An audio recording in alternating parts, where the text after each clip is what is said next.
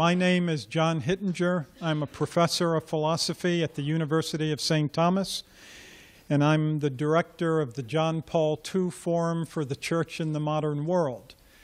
That's a new organization we started last year with the help of the Strake Foundation to perpetuate and make accessible the great legacy of Pope John Paul II, or John Paul II the Great. It was clear at his passing 5 years ago that there was such a historic and important contribution the former Pope had made to our life as Catholics and to the world at large that it would be fitting to make an effort to use his teachings to look at the challenges of the modern world as he did. So it's in part of that spirit that we've invited Dr. Alfred Freddoso to join us for the week to do a faculty workshop on person, conscience, and culture.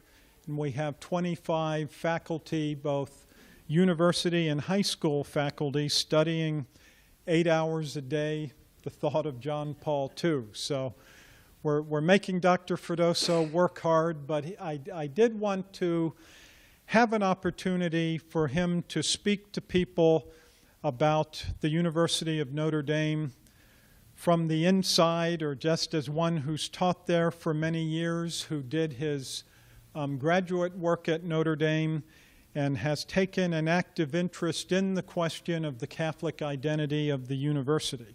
So he did graciously agree to do this talk in addition to the workshop during the day. I would like to have Dr. Terry Hall, who's director of the Honors Program and assistant director of the John Paul II Forum, to introduce Dr. Freddoso to us. Dr. Hall. As Dr. Hittinger told you, my name is Dr. Terry Hall. I'm Associate Professor of Philosophy and Director of the Honors Program here at the University of St. Thomas. And also I'm privileged to serve as a member of the Board of Advisors of the John Paul II Forum for the Church in the Modern World. I was not aware that I was Assistant Director until a few moments ago. Promotions sometimes come on odd occasions. It's in this latter capacity that I want to add to Dr. Hittinger's words of welcome, my own words of welcome of you to the university and to our lecture this evening. It's really good to see all of you. And as you know, Dr. Hittinger has given me the privilege of introducing our speaker, Dr. Alfred Freddoso of the University of Notre Dame. Alfred Freddoso earned his doctorate in philosophy at the University of Notre Dame and went on to do postdoctoral studies and research at Brown University. In 1979, he returned to Notre Dame as a member of the Department of Philosophy, quickly earning tenure and in equally short order promotion to full professor. At Notre Dame, he is currently the John and Jean Osterly Professor of Thomistic Studies and concurrent Professor of Law. A gifted translator of medieval philosophical texts, he has helped to make the work of Occam, Suarez, Molina, and Thomas Aquinas accessible to the English-speaking world. His 80-page introduction to and commentary on Luis de Molina's On Divine Foreknowledge, of which he is also the translator, is a model of philosophical scholarship. In addition to his books and translations, he has published numerous articles on medieval philosophy, of which he is one of the foremost scholars in America. His current philosophical endeavors include preparing a translation of St. Thomas's Summa Theologia, all of it, which is scheduled to appear in some future date.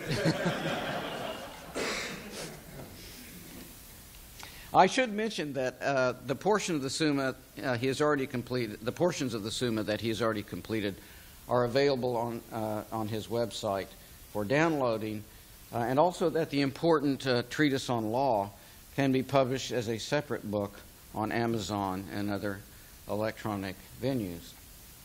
You should go out and buy that copy. For many years, Dr. Freddoso served on the graduate faculty at Notre Dame. He has also served as Director of Undergraduate Studies in Philosophy. In addition Professor Freddoso has done a rare and remarkable thing in the world of modern research, in the world of the modern research university, which directs its energies very largely to graduate teaching and increasingly specialized research. Namely, he has for some years now entirely devoted his considerable skills as a teacher to the instruction of undergraduate students, helping to form them in the rich tradition of the Catholic intellectual life, and in particular in the teachings of St. Thomas. While he was not present at the creation of the University of Notre Dame, he has been present at what some fear might be its deconstruction, or what might prove to have been the beginning of its deconstruction. One vital chapter in that story appears in Professor Charles Rice's 2009 book, What Happened at Notre Dame, to which Dr. Freddoso has supplied an insightful introduction. I should mention that this introduction is available to you at the John Paul II Forum website, www.johnpauljp2forum.org. Dr. Freddoso and his lovely wife, Debbie, are the parents of 5 children and are longtime parishioners at St. Matthew Cathedral Catholic Church in South Bend, Indiana. Scholar, teacher, loyal son of Notre Dame de Lac, Our Lady of the Lake. Dr. Freddoso, we are honored, we are privileged to welcome to the University of St. Thomas, and we are grateful at the end of a long day that you're willing to share your thoughts with us this evening. So I give you Dr. Freddoso. Harry forgot to mention that one of my children is his godchild and one of his children is my godchild, so we go back a ways. In fact, what brought us together, or who brought us together, was the person I'd like to dedicate my presentation today to, and that's Ralph McInerney, my colleague who recently died after serving on the Notre Dame faculty for 52 years. A great man, guerrilla warrior, shall we say, par excellence, a man I learned a lot from. David Solomon, my colleague, certainly has learned a lot from him, and we're fighting that war. It's kind of fun, actually, to do it from the periphery and little strikes and making things happen that nobody knows about until long afterwards, that kind of thing. So,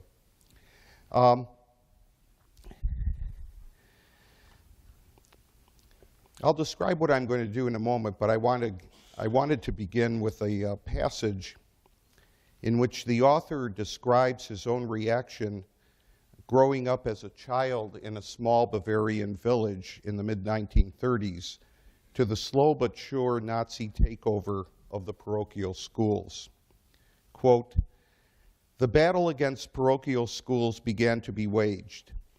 The still existing bond between school and church was now dissolved, and the school's spiritual foundation was no longer to be the Christian faith, but the ideology of the Führer. With great intensity, the bishops led the battle for the preservation of parochial schools and for the upholding of the Concordat. And the pastoral letters on this subject that our pastor read in church made a deep impression on me. Already then it dawned on me that with their insistence on preserving institutions, these letters in part misread the reality. I mean that merely to guarantee institutions is useless if there are no people to support those institutions from inner conviction. To be sure, teachers could be found who had deep convictions of faith, but in the older generations there existed an anti-clerical resentment, and in the younger generation there were convinced Nazis. So in both these cases, it was inane to insist on an institutionally guaranteed Christianity," unquote. The author, I'm sure many of you have already guessed, is Joseph Cardinal Ratzinger, aka B16. In his little autobiographical book, Milestones, that takes us up to the time that he was made a bishop. The institutions he describes were hollowed out from within, to use G.K. Chesterton's phrase. And one presumes what Cardinal Ratzinger is saying here is that the bishops at a certain point should have abandoned their attempt to save the Catholic schools and embarked on more creative ways to deal with a novel and difficult situation. Those of you who know Chesterton well, by the way, will know that that phrase, hollowed out from within, occurs in the last chapter. I think it's the last chapter. Well, at least that chapter of the Everlasting Man that is called The Five Deaths of the Church, in which Chesterton recounts, he says, I'll choose these five, I could have chosen lots more, times in the life of the church, times and places where it seemed like the faith had just disappeared, being hollowed out from within. There was no enthusiasm anymore. But in each of the cases he talks about, that death, like the death of our Lord, was followed by a resurrection in which the sons, quote, were fanatical about the faith, where the fathers had been lax, unquote. I think with respect to a large segment of Catholic higher education today, this is the situation we find ourselves in, and that we're going to have to respond in creative ways. Now, what I want to do tonight, since I do have another paper here in case you don't like this one, you can raise your hands about 5 minutes through. I have a semi-technical paper on the core curriculum at Notre Dame, which is a really crucial part of the issue we're talking about here, and which I delivered last Saturday to the Project Sycamore breakfast during Alumni Weekend at Notre Dame. But what I thought I'd do tonight is this, to rehash with maybe a little more commentary, since I assume most of you haven't read my introduction to Charlie Rice's book, some of the things, the points I made there. It makes it a little more interesting because I get to recount the events of last spring briefly, but from our point of view, as it were, rather than from the point of view of the others who stood on the other side. And I will embellish at certain points the part of that narrative which I want to tell. And then I also want to crib and develop a little bit the analysis I gave in the introduction of how it is that the university should have found itself at loggerheads with what is arguably the most lively and vital segment of the church in the United States today, including lots of young priests and nuns, some of them from Notre Dame, young families with lots of kids, including handicapped kids, people who've been involved in the pro-life movement for years, doing one thing or another, and basically sacrificing to help those in need, people who take care of one another in the event of emergencies, the people who show up at Mass at my parish at 11 o'clock every Sunday. Sometimes you can't even hear for all the babies screaming. These are the people who were scandalized and felt let down by the university. How is it that the university could find itself oblivious to people like this and not understand the depth of the hurt they felt? Okay, so I'll just start by saying a few things about the events themselves. Now, and then after I get through with the brief diagnosis, I will say I'm going to rely on an outline provided by my friend Christopher Wolfe in an article called After Obama that appeared in National Review online about the same time as the commencement itself. And Chris talks about various possibilities for the future. This is just the beginning of the conversation, but I just want to lay out some of these possibilities and maybe provoke some thoughts in you along those lines. Okay.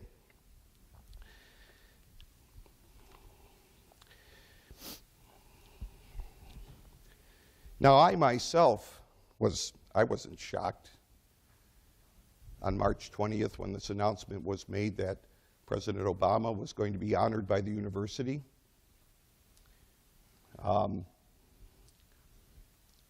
It made perfectly good political sense from his perspective.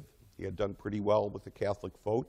There were lots of Catholics for whom pro-life issues are not crucial or overriding. He could cement that segment of his supporters, separate them off from the other crazy people like us, like me. And from a university's perspective, whatever university you are, hey, this is your 15 minutes of fame, right? You got the President of the United States coming. Now, yeah, some people might be a little bit upset, and I'm sure they anticipated. I mean, after all, they never even told the local bishop they had invited him in the first place. I wonder why not. I know that because Bishop Darcy told me that. He was driving along on his way between Fort Wayne and South Bend, as he had done many, many times in the past 25 years, and got a phone call. It's not illegal in Indiana, I don't think, to talk on the phone while you're driving. So I'm sure they anticipated some reaction. Well, I'm sure all of us anticipated some reaction, but I remember when I heard the news, I said, oh no, okay, here's the next thing that happens, you know. But what are you going to do about it? Nobody's going to get that excited, I don't think. And I certainly wasn't scandalized, because having taught at the university for 30 years, I've seen the trajectory. I mean, it's never been a great place since I've been there, as far as imparting the spirit of Catholic intellectual life to students. But things have deteriorated even farther. When I first joined the faculty, there were lots of Catholics. Most of them were liberal Catholics, and they took their faith very seriously. But the problem with liberal Catholics who take their faith seriously is that they don't produce more liberal Catholics who take their faith seriously. It peters out after a while. You tell people long enough that we should be more like all those people over there, and people start saying, yeah, okay, let's be like them. And then they forget they're Catholic. So the percentage, when we talk about percentages, this 50% thing is not even close. There are people in my department who check that Catholic box who haven't entered a church since they were children. There are probably more of those who check the box in my department than there are who check the box and actually show up for Mass on Sunday. I mean, we're talking way below 50%.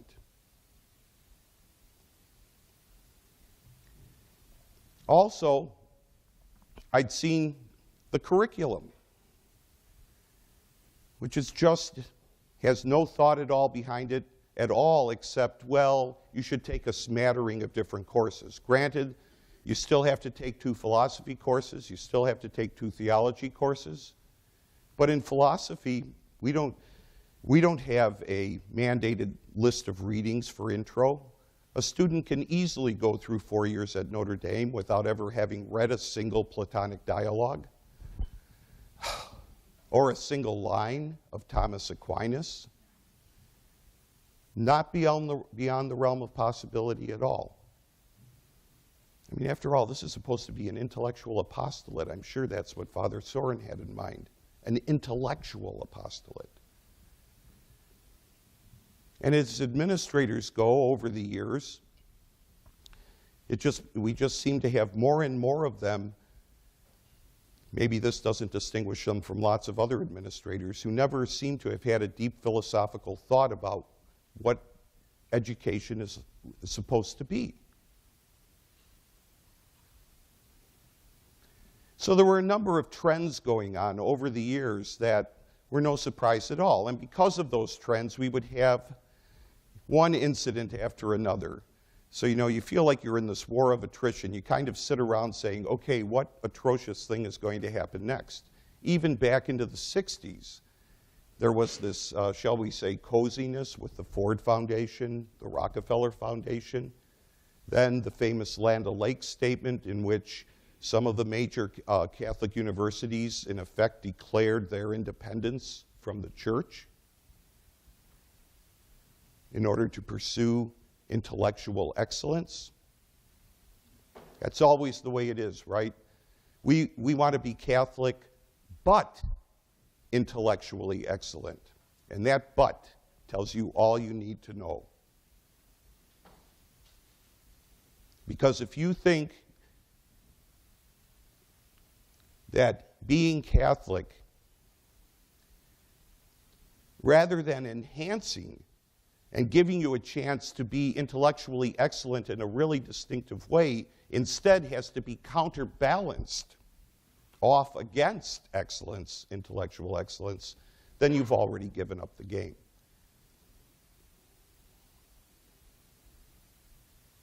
And then, one after another incident, the Cuomo speech, I was there for that. I wasn't in the audience, but I was there. That was on my watch. The great debate between Jim Burchell and Daniel McGuire of Marquette about abortion. The awarding of the Laetare Medal to Senator Moynihan, an honorable man, but with a pretty consistent pro-choice voting record at the time when the Democratic Party was slowly but surely being changed over to the party of abortion. Sorry if my voice gives out. It's John Hittinger's fault. Okay, give me my water. In the 90s, of course, we had our 3 or 4 years of a very tiresome debate about whether you could show this dirty little play on campus.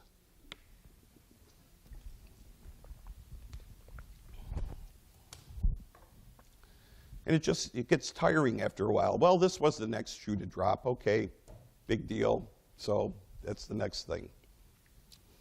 Big surprise, right? As I say in my introduction, over the years, in order to keep my own sanity, this is especially after my friend Janet Smith was fired, I had to, how shall I put it, come to a understanding with myself in order not to cave into bitterness and disappointment. And at a certain point, you look to our Lord and you say, okay, gotcha. You've ruled out this possibility. Okay, now what? Well, you look around to see what you can do. What positive things can you accomplish? What can you do to help students grow intellectually in their faith? What can you do to give them good advice about which courses to take? And various other things. Spend time with them, talk with them. You look for other ways to deal with the situation. So slowly but surely it emerged. One day I just thought, well, stop thinking about this place as a Catholic university. Then you're not going to be let down every time something happens. Just think like, well, we got a lot of Catholic kids around here, and we have a lot of little churches, chapels in every dorm. So we're a real Catholic neighborhood. So why don't you just think about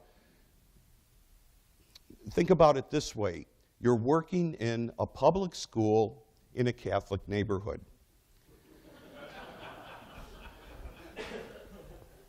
And then it looks pretty good, actually, because how many national private universities would have as many Catholic intellectuals on the faculty as we have? And we still have them all over the place, We're not great numbers. We're still talking about a very small percentage, but we have some outstanding people in our law school. We have some great people in our theology department, which is the one unit on campus over the last 10 or 15 years that's actually gotten a lot better from a Catholic perspective, thanks to the joint efforts of Bishop Darcy and John Cavadini. We have We have had, up until this year when Ralph died and Alistair McIntyre has retired yet again from teaching, our department, my colleague, honorary Catholic, Dave Solomon, and a few others of us in our department, and scattered around the College of Arts and Letters, some good people in history, and various other places. Political science, we have some good people. So you could think of it as like a pretty good national university, you know, Duke-ish, Vanderbilt, think those places, with a lot of Catholics on the faculty, and maybe you can do a lot of good by thinking about it that way. And so that's the kind of modus vivendi I came to. So when I heard the announcement, you know, well, there was a little bit of stomach churning, not as much as in the old days, a little bit of disappointment, but I figured, okay, well, this is a big deal. Public schools do that sort of thing. Teachers and administrators in public schools that are located in Catholic neighborhoods often do things to tweak the noses of their unenlightened neighbors, you know. I mean, after all, Jesus didn't tell us, he said something about being persecuted. Last week at Mass, in the reading from 2 Timothy, St. Paul says, anyone who tries to live religiously in Christ Jesus will be persecuted. So I guess things are going great, right? Anyway, so I may not have been scandalized, but I guess a lot of other people were, because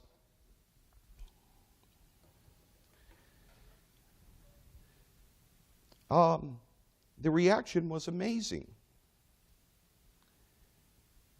It was really hard to believe. I mean, I guess I didn't anticipate it either. Good thing I wasn't one of the administrators. I would have made the same mistake they made. All of a sudden, first of all, well, Bishop Darcy issues his statement. I saw the bishop a little bit before he issued his statement. He was just kind of sitting there, a little bit morose. And you knew he was going to have to say something, and you knew he probably wouldn't go to graduation for about the third time in 25 years.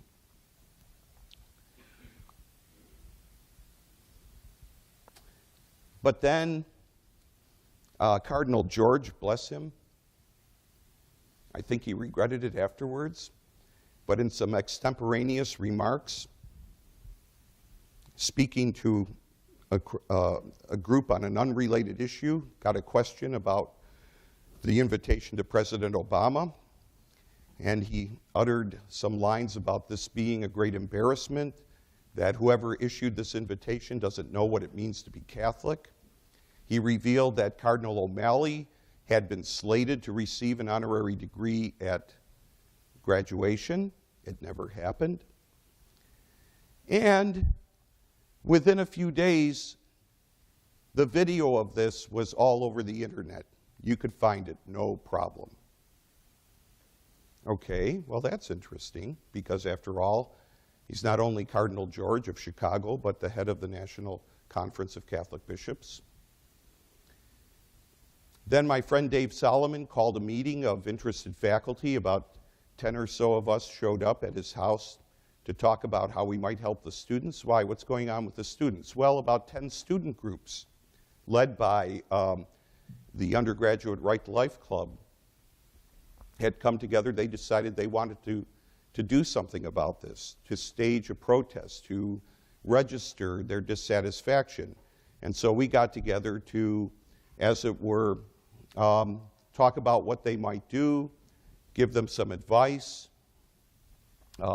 warn them about, after you've been around for 30 years, you've seen a lot of people duped, you've seen a lot of people used. We help them not to be duped and not to be used, not to be taken advantage of, not to be, how shall I put it, co-opted or assimilated. And that they very quickly, and this is an amazing thing, after 30 years, it still amazes me. When you deal with students, you hear a lot of talk, but you don't actually expect events to occur, right? They had, on Palm Sunday, just a couple of weeks after the announcement, they had a prayer rally with speakers. Then they had another pro-life rally a week or so later.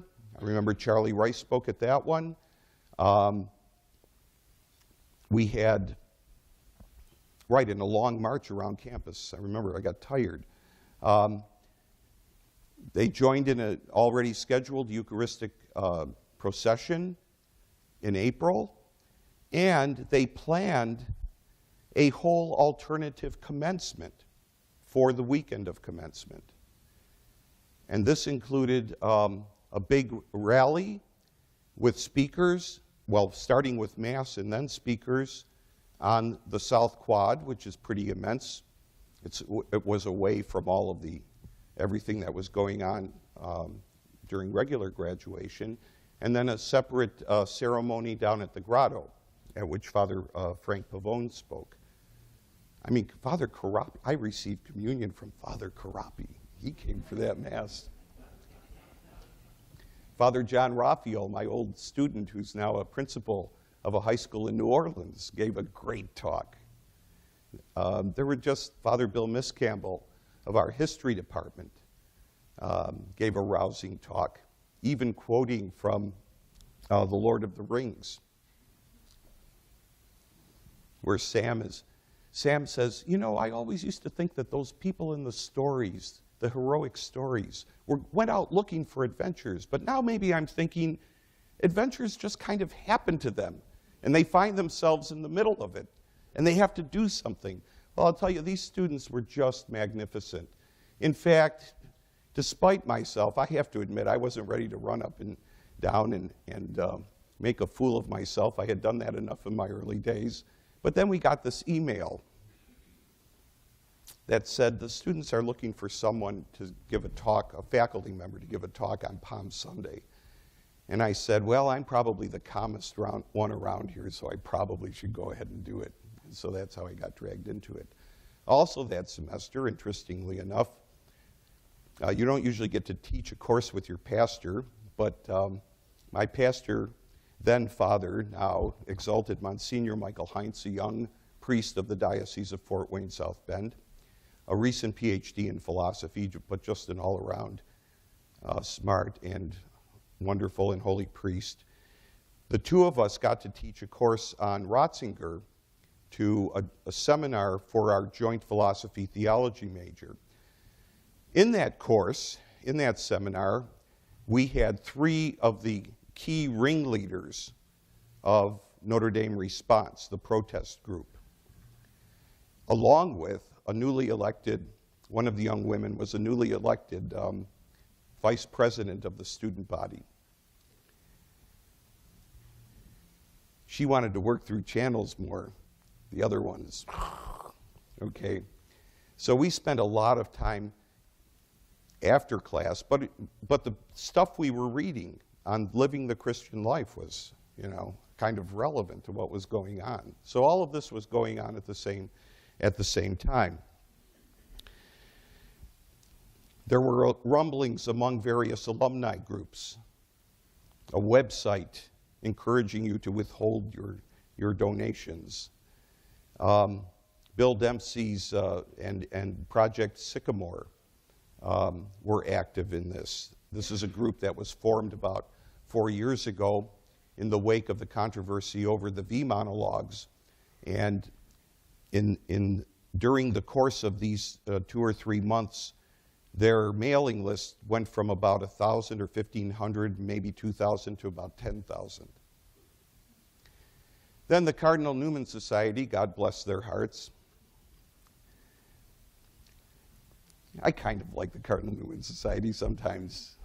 We've had our little exchanges before, but this was a great idea. This never could have happened without the internet, not just the petition, but the whole thing. The internet really helped. Decided to start an online petition for the protest. And to my amazement, this thing ended up gathering more than 360,000 verified signatures. Bishops, 80 bishops, over 80 bishops, joined in. I couldn't believe it.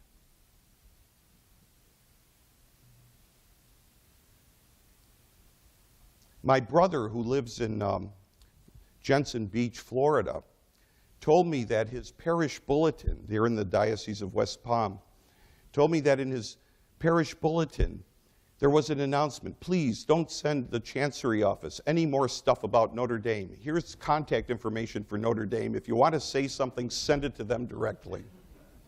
This suggests that the fact that bishops were speaking out was in part due to the fact that they were feeling the groundswell from beneath.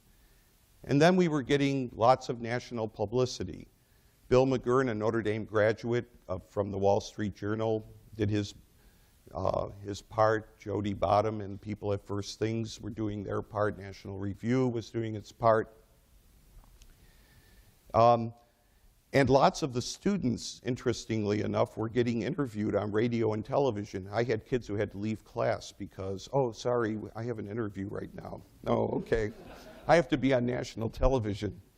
Two of my favorite students went on together on Greta Van Sustren's show on Fox News, and after they had very well explained what was going on and everything, Greta said, oh, well, and what are you guys doing after graduation? And they looked at each other, and Michelle said, oh, we're getting married in August. Who are you getting married to? Him. We're getting married. So anyway, so even Greta was surprised. And finally, just when things began to settle down, Marianne Glendon, who had been awarded the Laetare Medal, decided that she would withdraw. And so all of a sudden, everything flared up again. So this went on for about, 8 weeks. It just kept coming. And the students kept doing their jobs. The planning was getting done for all of the events. And it was by far the best student-run protest of anything that I've seen at Notre Dame since I've been there. Now, I was not there in '68 for some of the anti-war protests, but I can't imagine that they were any more effective or moving than these. And the response by the administration, well, it was like you were in a comedy or something. They would issue talking points here to the business school. If anybody calls you complaining, here's what you say to them. And the talking points immediately get released to the press, and they're all over the internet, The kids who were calling for development, calling alumni for donations, were given a whole set of pro-life talking points that they were to recite if a donor said, well, I'm not going to give this year because of this Obama thing. And they'd go down the list. Of course, everything on the list was either a student initiative or something started by David Solomon Center for Ethics and Culture. Nothing was a university initiative.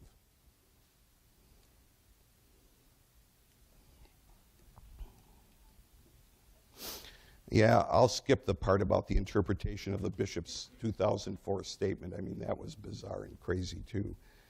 So they were obviously taken by surprise, and they didn't know exactly how to respond. Now, how could we get to this point? How could it be that so many people, at least so many people, were willing to voice their dissatisfaction, the fact that they were scandalized? How could there be this kind of split where people would care enough to go ahead and protest and yet care enough to say, I'm scandalized by this? To some extent, well, you need two things here. First of all, you need people who feel really strongly, not just about the pro-life issue, but about Notre Dame. And you also need people who have kind of bought the line, or maybe grew up with the line as I did, that Notre Dame is about the most Catholic place that you're ever going to find in America. I grew up, my father never went to college. He was the son of an immigrant, like many of us. We grew up in the Buffalo, Niagara Falls area, but we had a local station, probably more than one, that carried Notre Dame games every every week in the fall. I remember listening to the games with him. We'd run home and watch the reruns too on Sundays. Notre Dame just obviously in the history of American Catholicism played this role of representing the aspirations of millions of Catholic immigrants. It stood for something. And people who haven't been paying attention for the last 40 or 50 years, except on Saturday afternoons in the fall, when they would see the gleaming dome,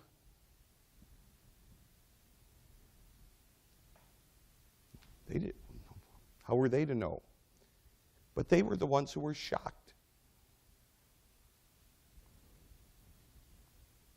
Because they had bought the line, this is the greatest Catholic university in the world. And indeed, it's not as though the university doesn't advertise itself as such.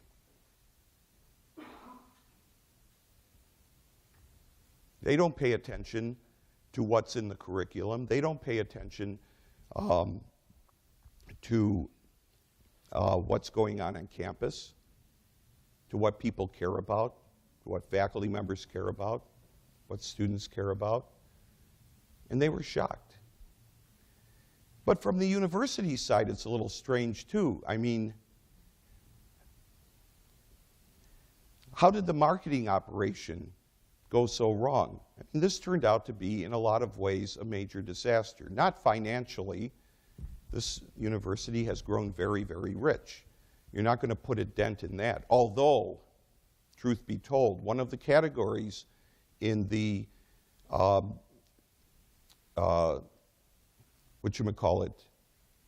the rankings, U.S. News and World Report rankings, one of the categories that you're ranked in is percentage of alumni who give to the university. Not how much money they give, just percentage who give. And it's clear they were taking a hit there, because this year, all of a sudden, we had a lot more choices than we used to have. You can earmark your money for this, this, and this. Of course, when you earmark your money for the Catholic character, it has nothing to do with the intellectual life. What you have is a little picture of praying hands down at the grotto with a vigil candle in front of it, right? Not somebody studying Thomas Aquinas, say, or studying anything at all. I mean, because the higher-ups don't, hey, we want to be Catholic, but intellectually excellent. Okay. How did this happen? Well, I have an analysis according to which we have 4 I's. Impatience, infidelity, ingratiation, and impenitence. I'll do this a little bit quickly because I don't want to go too much longer. In the 1950s, there was this impatience. A famous magazine article by the great American Catholic historian John Tracy Ellis, called American Catholics and the Intellectual Life, bemoaned the fact that while American Catholics seemed to be doing all right in business and getting into the professions, doctors and lawyers and all, in the intellectual life they were lagging far behind.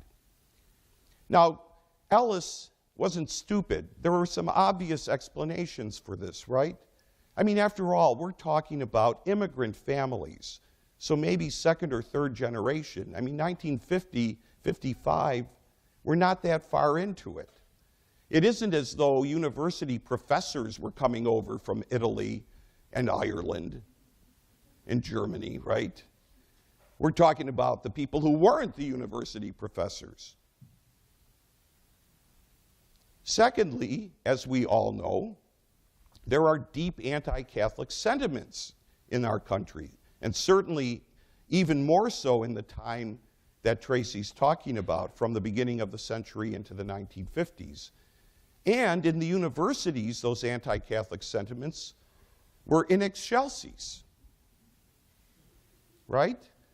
So what big surprise that you don't have more Catholic physicists teaching at Harvard. It's no big surprise. Nonetheless, it's probably something to be concerned about, and that's what Ellis was saying. Unfortunately, at the end of his article, he said, he used the word ghetto. He said, we have to get out of this ghetto mentality. Okay? And when people like the then president of my university read that, yeah, we got to get out of the ghetto. Now, even that doesn't explain what happened. It doesn't explain Land O'Lakes. My former colleague in the history department and great scholar of American Catholicism, Phil Gleason, has written widely about this. There were other things going on. There was another strain going on at the same time in some Catholic thought about higher education that was a little more insidious, that started raising questions about, well, could there be a Catholic intellectual to begin with? Or if you want to be an intellectual, be an intellectual. Being an intellectual is one thing, being a Catholic is another, where you start to see some of the split that became the infidelity that became more and more evident after Vatican II. But you put these things together and you say, we want it now, but unfortunately now ends up being right around the time of the council, where your best shot at having a self-understanding of what Catholic intellectual life is, how to promote it, how to bring people into it in your universities, the best framework we have for thinking about these things gets tossed out in a matter of a couple of years. And that is basically the Thomistic framework, the sort of thing we've been working through in our seminar this week. Today we spent the whole day on Fides et Ratio. When you throw it out without anything to replace it, just saying we want to be intellectually excellent, but you're no longer saying we want to be intellectually excellent on our own terms and in a distinctive way, because distinctive sounds too much like ghetto. What choice do you have but to imitate the biggies? And so this is what I mean by ingratiation. You do whatever you can to make yourself like them, to be like them, so that they will like you.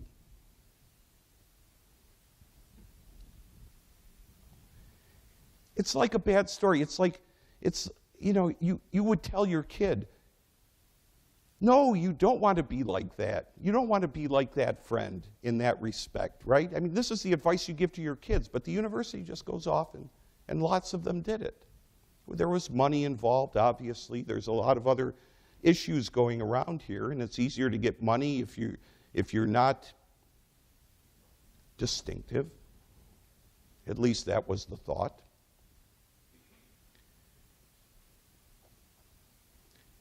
And so basically you just imitate others. I mean, I am not kidding you. We sometimes get these mandates that come down from above, and we're going to change something. We're going to do this differently now. And you say, well, why? Well, we've been checking around, and this is the way they do it at Stanford and Duke and Vanderbilt and Harvard and Princeton.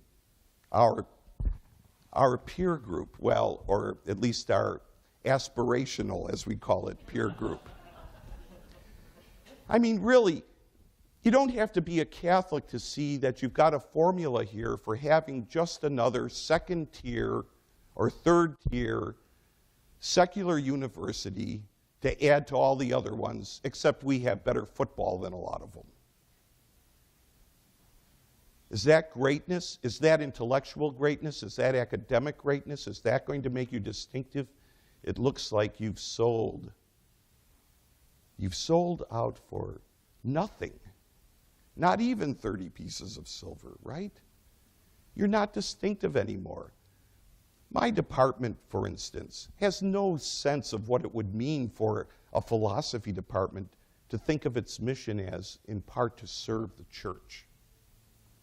We have no inclination at all to produce Catholic PhDs in philosophy, people who would come out as Catholic intellectuals.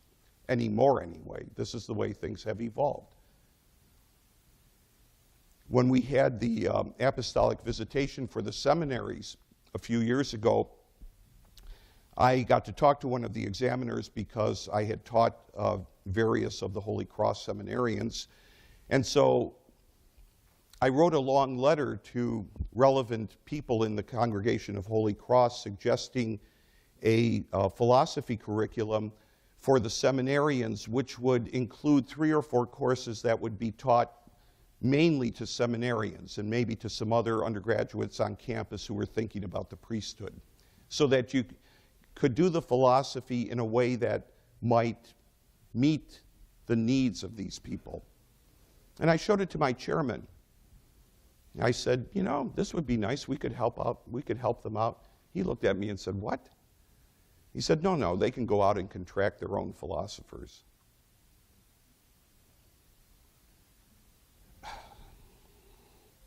Anyway, I could tell stories.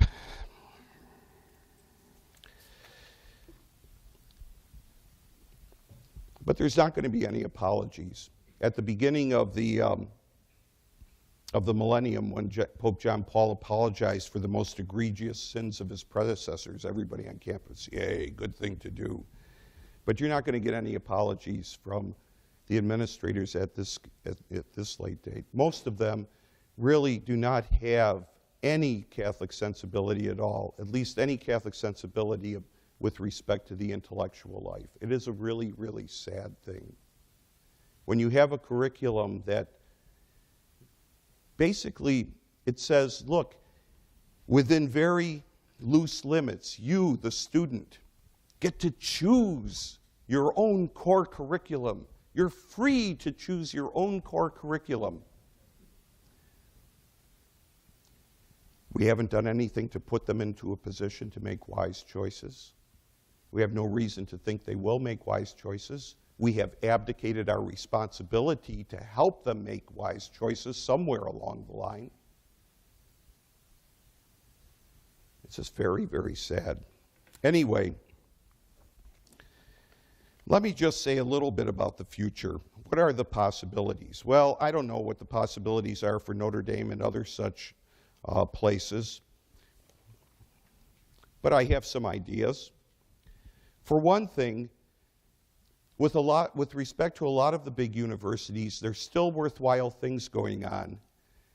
But if you want to give money, you make sure you know what it's being used for. Because otherwise, there's no guarantee it's going to be used for anything that's going to at least promote Catholic intellectual life or the practice of the faith or the integration of faith and reason on campus. The idea that I like is, look, this started off as an apostolate. There was a need. It was an intellectual apostolate to build up the church and make it possible for young people who were getting educated, who were smart enough to get a sophisticated integration of the arts and sciences along with their faith, to integrate that with their practice of the faith, to be able to have a certain kind of wholeness about their lives. And that's what we need to do for college students. But we need to do it for all the college students. We need to make this sort of thing available to all Catholic college students. And it's a lot less expensive and a lot more doable to make sure that on every campus, especially the big ones, we have not just campus ministry that's faithful to the church, but intellectually high-powered campus ministry. And we're starting to see that all over the country. I had a correspondence the other day with a young priest who's finishing up his PhD and wanted some philosophical advice. He's at the University of Kansas. He said, I'm at the Catholic Center at the University of Kansas. So I said, well, before I answer him, let me check out this University of Kansas Catholic Center. And all of a sudden, I find little mini courses on various aspects of the faith, philosophy, science, and faith, little mini course being offered by a faculty member, a whole slew of intellectual initiatives that were there for those students. That's the sort of thing I have in mind. I mean, down the road here, you've got the grand Catholic campus ministry of them all, well, in competition with Champaign-Urbana down at Texas A&M. And go to their website and see what they're doing. It's not just all social events and liturgies. We're talking about some intellectually serious stuff that's going on there to supplement what they're getting in the curriculum in the school, to supplement what they're getting in their professional teaching, and help them to bring it all together with the vision that their faith gives them and the practice of their faith.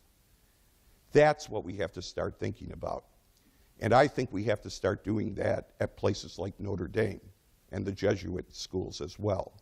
It's going to be an embarrassment, but bishops have to, as in Ratzinger's time, start thinking more creatively about how to deal with the situation. Why just sit around and wait to be scandalized by the next bad thing some Catholic university does? Oh, they had so-and-so as a speaker. Yeah, right, okay. And now what are we going to do positively?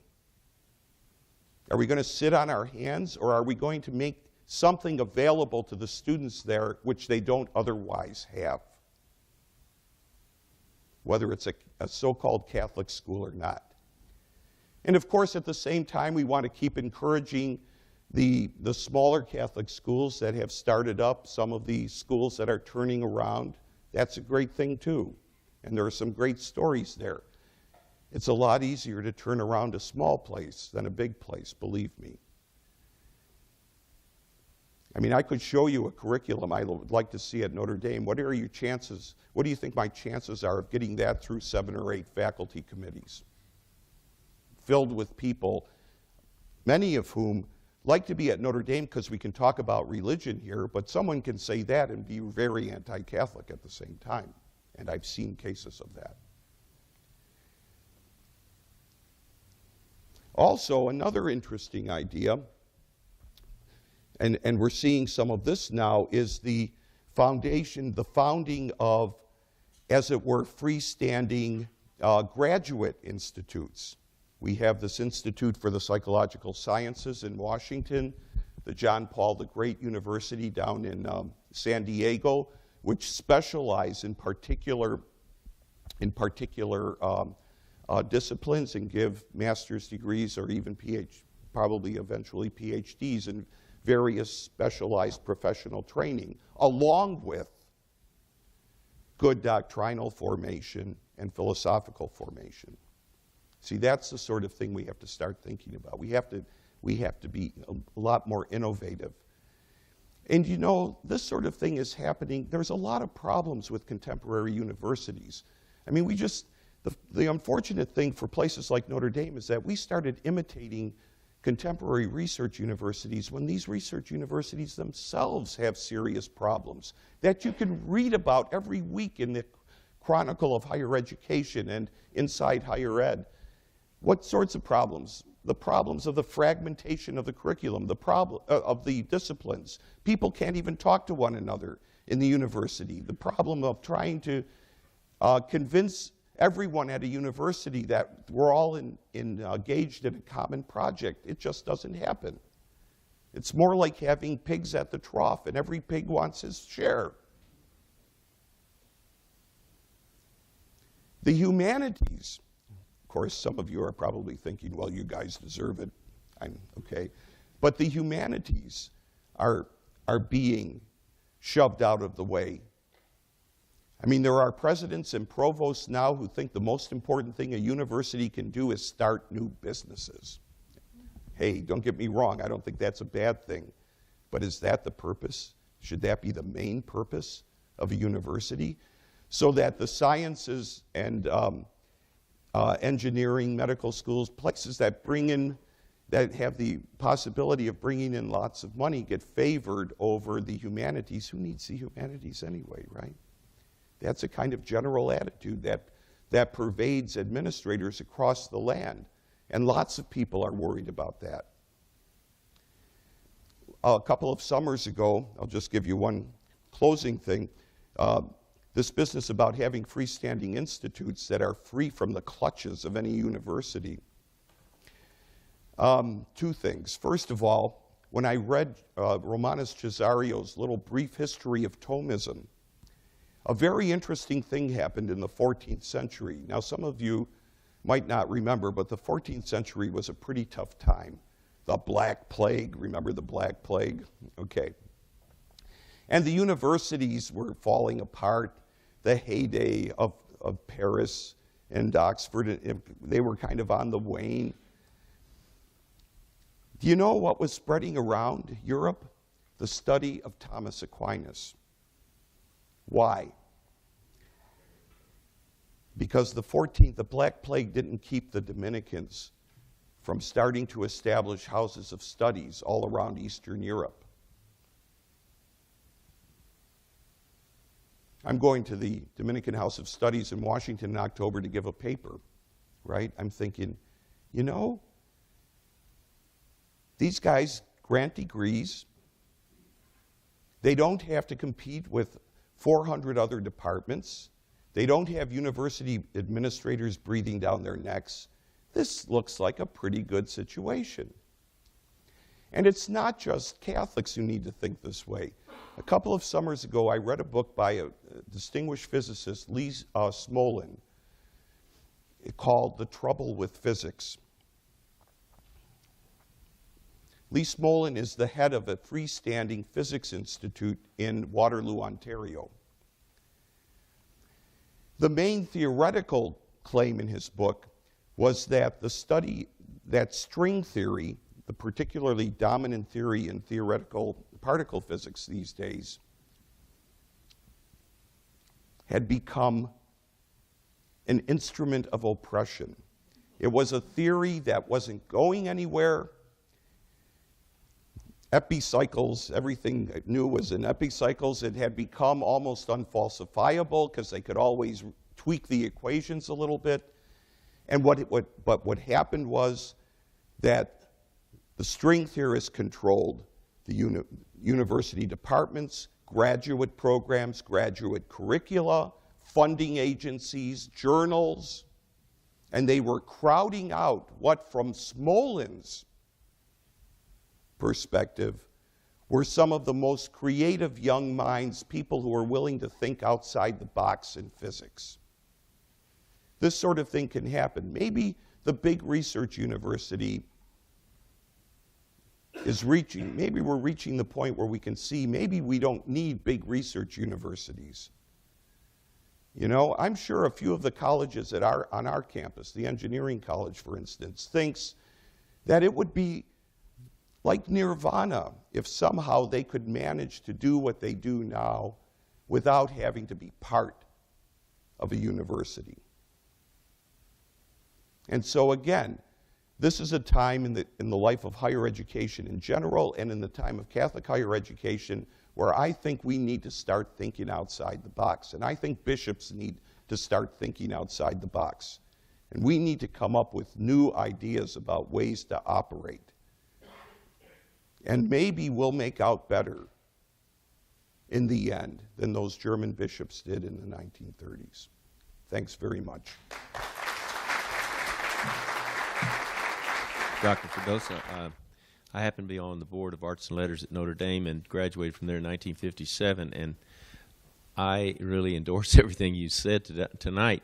One thing that I want to reemphasize is something that you said that I think is really, really important, and that is don't give money to your old alma mater just because you had a good experience there. And my suggestion is don't give to brick and mortar, because the fundraisers come and ask you to give your $10,000 or your $1 million to build a building and put your name on it, and then they go to the next prospect and forget what you wanted to do. So a good suggestion, if somebody's in a position to give money, is to give it over a period of time to a program, right, a person, a project that you feel comfortable with. Absolutely. With a provision in there that you can cease giving without cause at any time you want. Absolutely. Thank you. I'll put in a plug for my friend Dave Solomon's new Fund to Protect Human Life, which I guess it's because they have a lawyer on the board. which has a very tight reins on the money. I'm not even sure why the university allowed them to do it, except that I think they've raised some money. They have a 5-person board, carefully selected, and they can't do anything if more than one of those people objects to it. With the money, they can't fund anything. And I believe that the way the legal thing is written, donors might even have recourse, legal recourse, if it turned out that their money was being spent in ways that they deeply disapproved of. So there are ways to do this. So the Fund to Protect Human Life is one place at Notre Dame, and I guarantee you it's going to do some good because they have some very creative ideas and in general about how to do it and what they want to do. And there are ways. Big bureaucracies are always, I learned this in the Army many years ago. If you're smart enough and patient enough and you just find your way through the bureaucracies, there are always ways to do things. I mean, I revealed a little thing in a piece, a memorial piece for Ralph McInerney that I'm sure shocked some people in my dean's office. And I was able to pull this off because I was director of undergraduate studies in philosophy for 8 years, and the way we list courses sort of hid what was going on, even though I didn't have any, I mean, I thought intellectually it was great, but I knew that others might object. What happened was, in the late 1990s, a group of students spontaneously approached Ralph and said, well, we're not too satisfied with the philosophy and theology offerings this semester. Would you read Pope John Paul II's Veritatis Splendor with us in the parts of St. Thomas that are relevant to it? And so he agreed to do that with a group of 8 students. Within about 3 or 4 semesters, he'd have more like 25 students coming to him saying, could we read Fides et Ratio with you? And so Ralph, and of course he was doing all of this in addition to everything else he was doing, especially writing novels, right? And he would meet with these kids at night, Nicodemus style. It didn't have to be secret. And they'd always have refreshments. And I'll tell you, the kids in those classes, I mean, I'm not attributing all this to Ralph, but there were lots of priestly and religious vocations among those kids. A lot of good, solid Catholic marriages were coming out of that.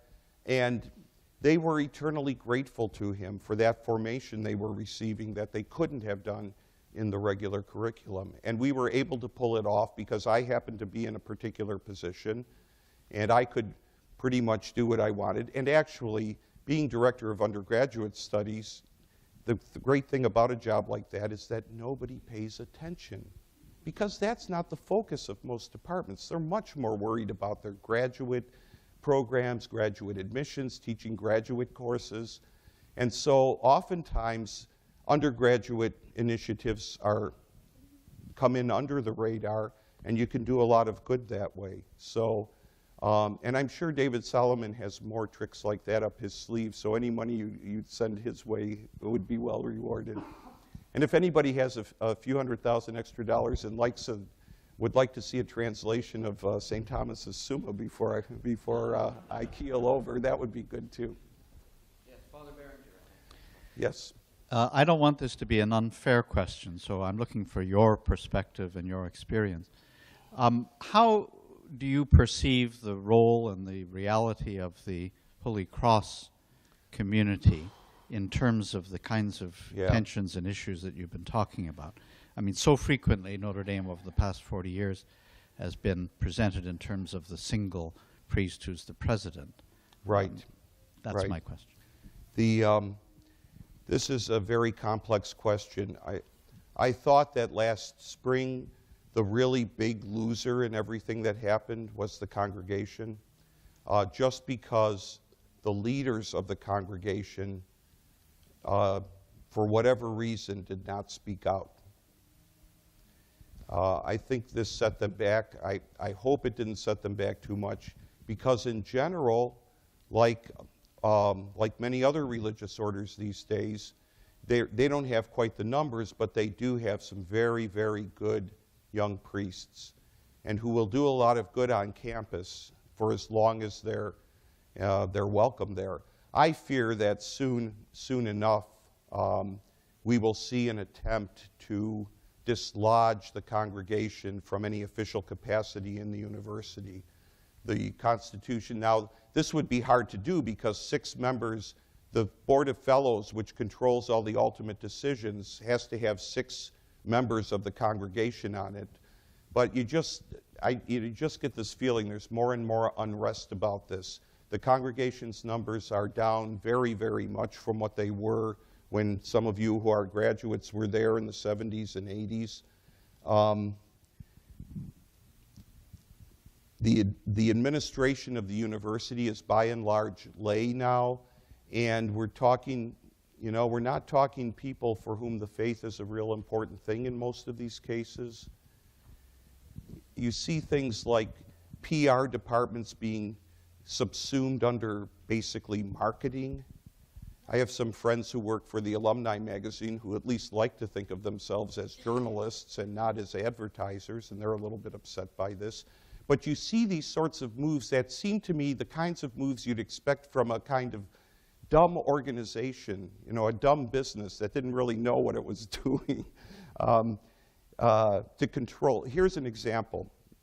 It used to be on alumni weekend, just about anyone whose year was up could call in and try to arrange a breakout session. I mean, it could be, usually it was something fairly interesting and important. It could be what I did on my service project in Ghana or something like that. Or, it might be something, I don't know, I remember seeing some that seemed to me frivolous about new diets and stuff like that. Of course, Project Sycamore would always organize a session as well. Last year's session was one of my most depressing moments at Notre Dame, as I heard 2 of my former students talk about, warn everybody about dorm life. But anyway, I don't even want to go into that. This year, you couldn't do that anymore.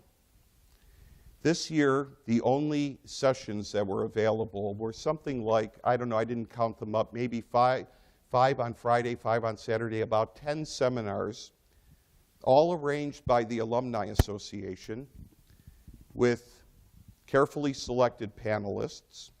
One was actually on pro-life initiatives at Notre Dame, featuring some of the people who served on a task force that Father Jenkins set up after graduation. Another one on where the church does its thinking. Notre Dame education, undergraduate education. Sorry, I couldn't drag myself to that when I was feeling sick that day, but I'd love to have been there. Okay, that's the kind of thing. But as far as the congregation in general, I really have worries about how this is going to be pulled off in the future. Maybe they can keep it from happening, but there's so much more faculty pressure.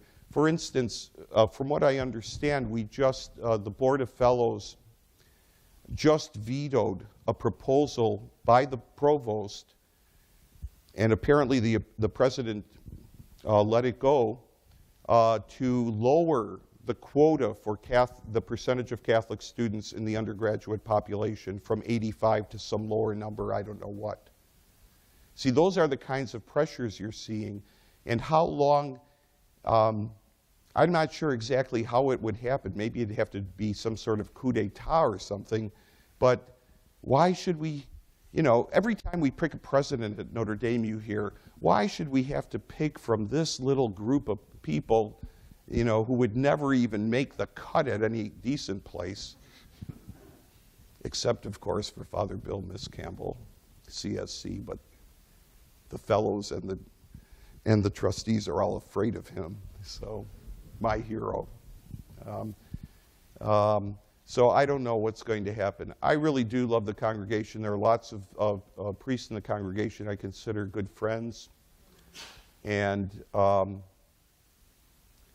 it's a sad thing to see, but you just get the feeling that somewhere down the line, it's hard to predict when, there's going to be some kind of break or other, or they'll be put into a more ceremonial role, or just limited to the neighborhood, something like that, rather than to the school.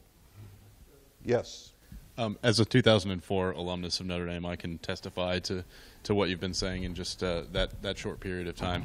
But I was wondering what disciplines at Notre Dame and in the Catholic University in general do you think have slid the furthest, and which have resisted the slide?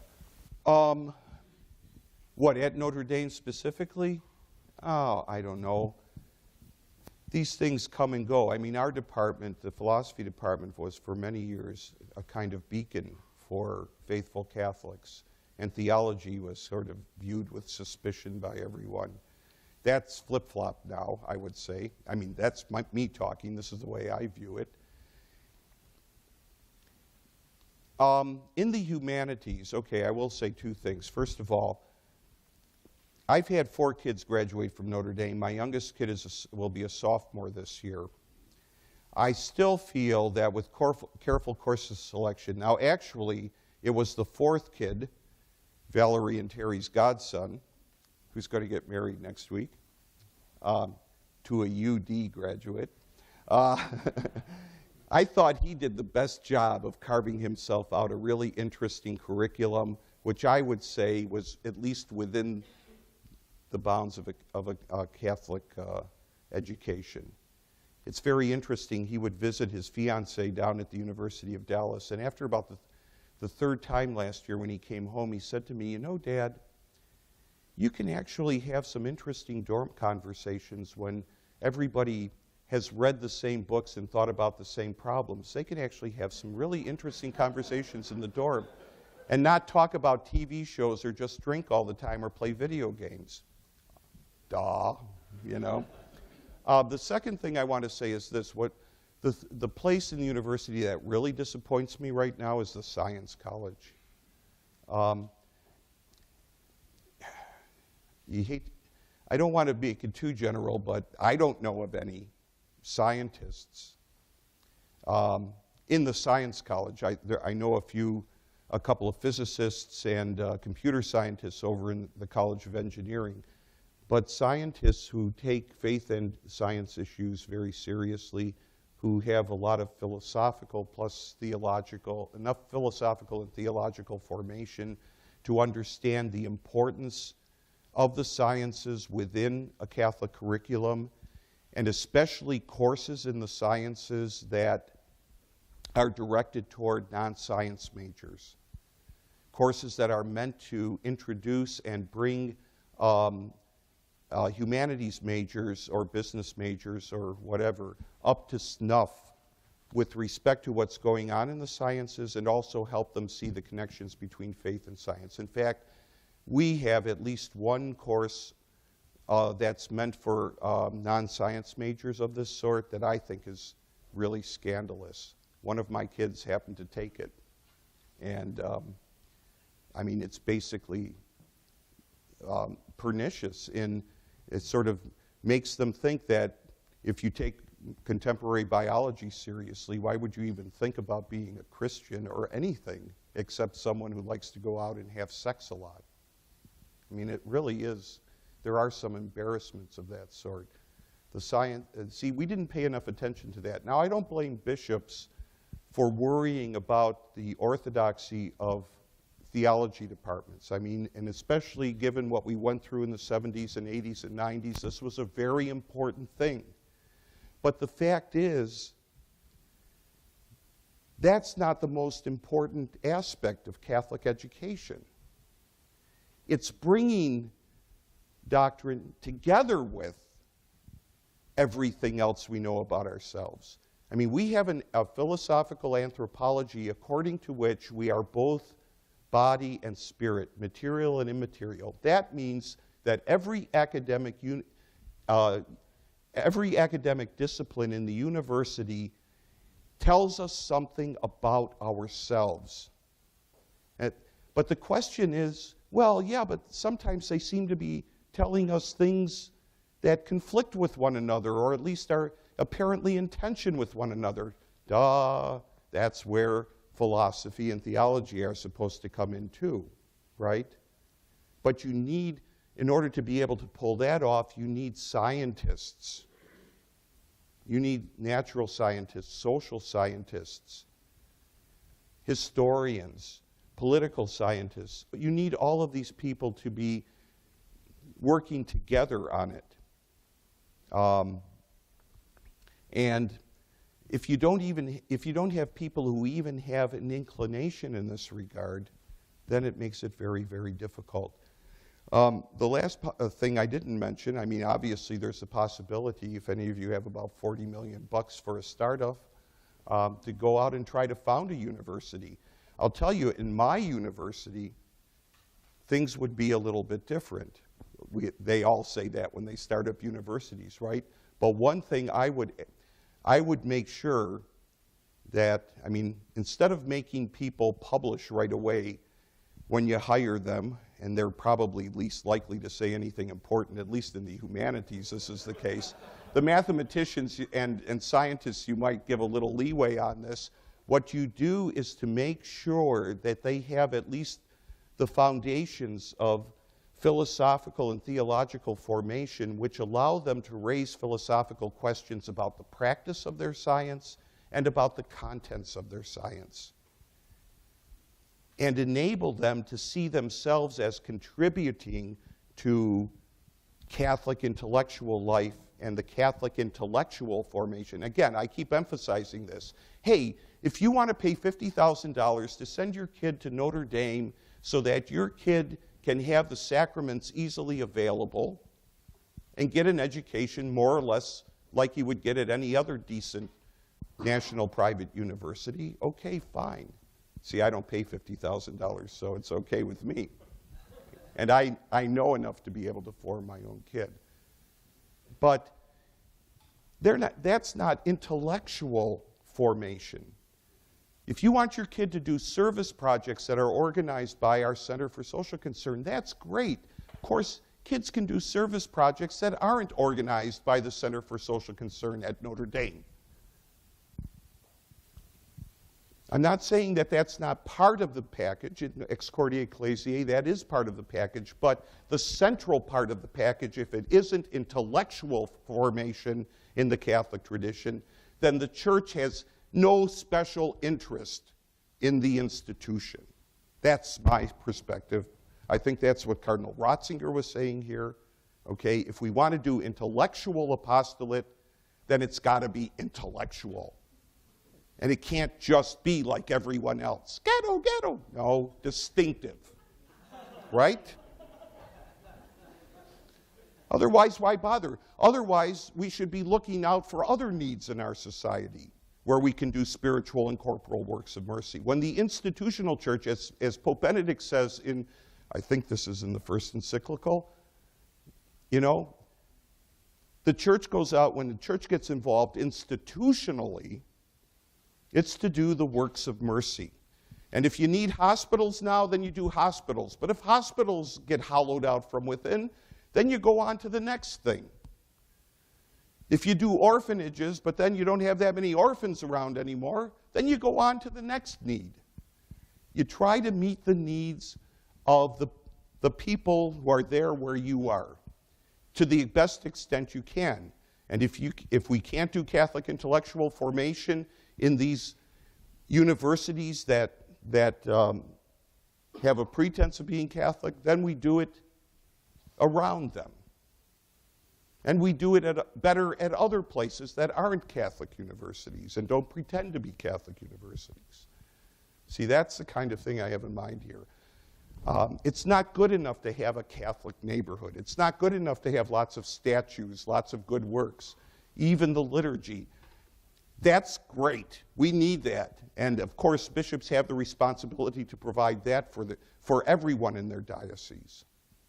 But what the Catholic university was supposed to do, the Catholic college was supposed to do, was give them Catholic intellectual formation. That's its distinctive task. And if it's not doing that, psh. First of all, I noticed during the Notre Dame scandal that the board, a lot of people were complaining about their board that they have that probably not all Catholic and probably don't know what the goals of the Catholic education should be, which does make a problem. before we go any further than that, I do think that every school should make sure that at least give some outline to the people they ask to be on the board so that the people understand what the goals should be if they're going to be people that aren't even Catholic. Yeah, well, That's the real problem. that's certainly a big part of the problem, and that's been going on for 50 years. Since and 50, since Rockefeller and yeah. all the commotion. So, I mean, one incident that I mentioned in the book that I didn't mention tonight, my student Kathleen Donahue, who was part of ND Response, was invited by the president of the student body to give a report at the annual meeting of the relevant subcommittee of the Board of Trustees and the students, which takes place every spring. This would have been probably around the time of when classes were ending, just before exam period. And so Kathleen, she came up to me the next day and she was a little bit startled. She said, you know, I gave my report, I explained where we were coming from, I explained the activities we were doing, and she said, then this woman on the Board of Trustees pointed her finger at me and said, it's people like you who have caused this problem and turmoil. Oh. You know, you're the problem. And I'm afraid we have lots of people on our Board of Trustees of that mind. And that's, well, okay, that's all I have to say. I don't want to. What I wanted to say was that we do have a wonderful priest that taught here named Father Leonard Kennedy. Yes. Wrote a little pamphlet called How to Keep Your University Catholic. And I heard that when you were coming and we were going to have people here, I ordered some, and they're out on the table, and I'd like everybody to take one because he was a very wise man, Right. and I enjoyed every class I ever had with him. And it's a very wise little booklet for everybody to read. Okay, well, I think Fred has had a very early start to the day, so I think that's a big one. Thank you. Thank you.